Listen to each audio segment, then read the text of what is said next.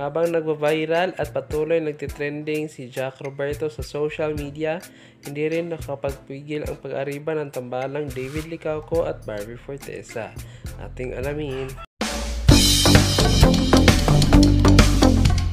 Hot topic pa rin ang mga marites ang pak na anti-selos paandar ni Jack kung saan ipinagdiinan niyang never siyang nagselos sa kasakitan ng love team ng kanyang girlfriend at ni David. Tanggap na tanggap daw niya ang katotohanan na mainit ngayon ang tambalang barda at naniniwala siyang trabaho lang ang ginagawa ng dalawang kapuso stars.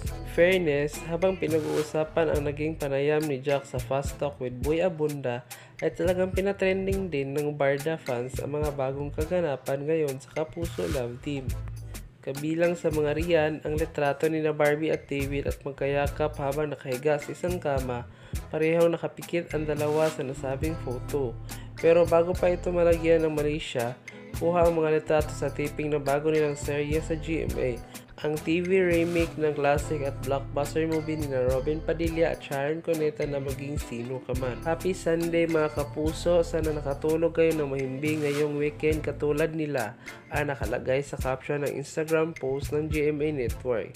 Narito ang ilan sa mga nabasa namin. Jack left the group. Jack, ano na? Jack, kaya mo yan. For the show lang to Jack. For the fans lang to Jack. Bakit feeling ko lang naman this is right love at the wrong time.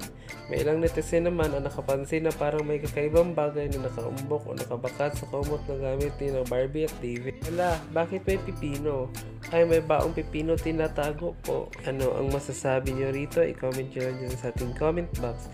At huwag kalimutang i-like, i-share, and i-subscribe and click the notification bell para updated kayo sa ating mga vlogs and updates. Thank you!